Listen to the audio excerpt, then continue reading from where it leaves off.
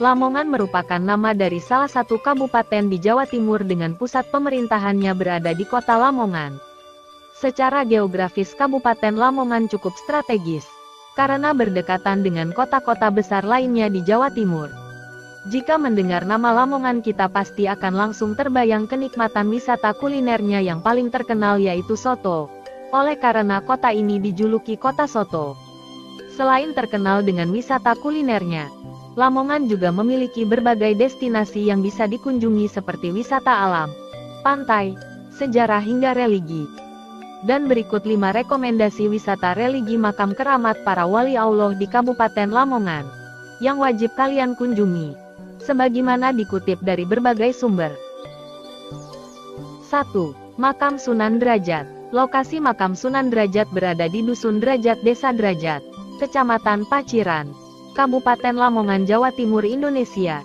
Beliau adalah salah satu wali songo yang berasal dari Gresik dan telah menyebarkan ajaran Islam di Pulau Jawa.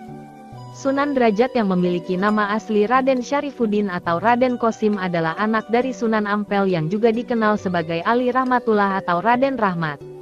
Ibu Sunan Derajat bernama Dewi Condrowati atau Nyai Ageng Manila.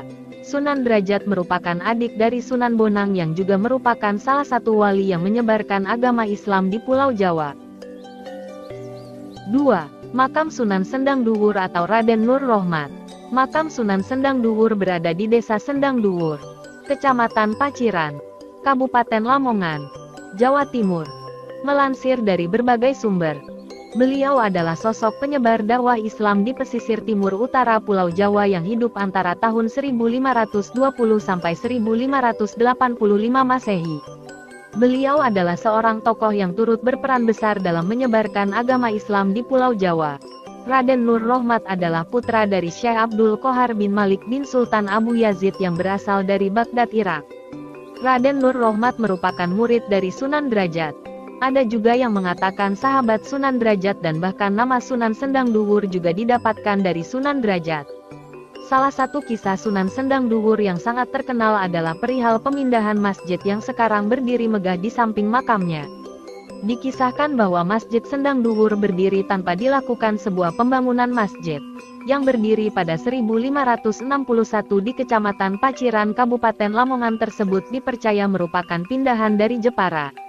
Meskipun kompleks makam Sunan Sendang Duhur terletak di dataran yang cukup tinggi, tetapi tetap bisa dijangkau oleh kendaraan umum ataupun pribadi. Sarana jalan yang sudah baik dan memadai, memudahkan para pengunjung yang ingin ke sana untuk berwisata ziarah. 3. Makam Syekh Maulana Ishaq. Lokasi makam Syekh Maulana Ishaq terletak di Desa Kemantren, Kecamatan Paciran, Kabupaten Lamongan. Beliau adalah seorang ulama yang berasal dari Samarkand dekat Bukhara, Rusia Selatan. Beliau adalah salah satu anggota Wali Songo periode pertama yang dikirim oleh Sultan Turki Utsmani ke Nusantara dengan spesialisasi ahli pengobatan. Syekh Maulana Ishaq berdakwah di Blambangan dan berhasil menikah dengan Dewi Sekardadu putri Raja Blambangan Adipati Menak Sembayu. Syekh Maulana Ishaq mendapatkan gelar anugerah Prabu Anom Pangeran Sendang Sedayu Blambangan Ki Supo Sepuh dari Brawijaya Majapahit dari pernikahannya dengan Dewi Sekardadu anak dari Raja Blambangan, yaitu Raja Menak Sembuyu. Dikaruniai seorang putra bernama Maulana Muhammad Ainul Yakin Sunan Giri. 4. Makam Ki Anggungboyo atau Joko Tingkir. Makam Ki Anggungboyo atau yang kini lebih dikenal sebagai Makam Joko Tingkir merupakan peninggalan sejarah. Dari hasil kajian, peninggalan tersebut memang berbentuk makam. Pemerhati sejarah dan kebudayaan Lamongan M. Nafis Abdurrauf mengungkapkan, bentuk arsitekturnya memang menunjukkan situs yang berada di Desa Pringgoboyo, Kecamatan Maduran tersebut merupakan sebuah makam.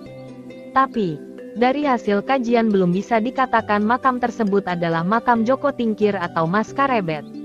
Makam Ki Anggungboyo atau yang oleh warga sekitar dikenal sebagai makam Joko Tingkir ini adalah satu bentuk peninggalan sejarah. Tapi dari hasil kajian, belum ada pembuktian kalau makam tersebut adalah makam Joko Tingkir. Dari hasil kajian dan penelitian terbuka yang dilakukan peneliti dengan Disparbud Lamongan, kata Nafis, diketahui kalau makam tersebut dulunya merupakan sebuah bangunan suci. Hal ini dilihat dari struktur bangunan dan juga pondasi yang ada di makam dan batu andesit yang merupakan salah satu ciri bangunan suci.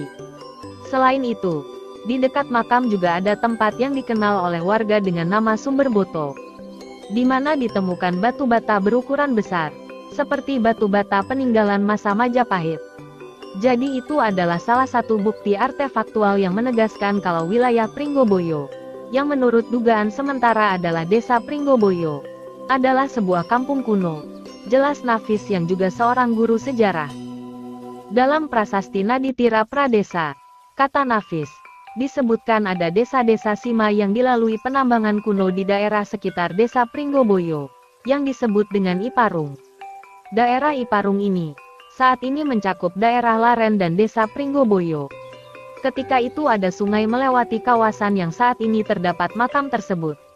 Di jejak Naditira Pradesa ini diketahui kalau sungai tersebut melalui situs yang kini dikenal warga sebagai makam Joko Tingkir itu, ungkap Nafis. Nafis menambahkan, penamaan makam Ki Anggungboyo sebagai makam Joko Tingkir dimulai sejak adanya kunjungan Kiai Haji Abdurrahman Wahid atau Gus Dur. Gus Dur pernah berkunjung ke makam ini pada 1999. Menurut Gus Dur makam tersebut adalah makam Joko Tingkir.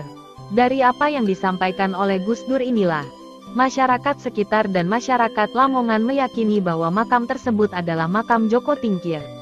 Nafis menyebut, harus ada pembuktian dengan cara penelitian lebih lanjut.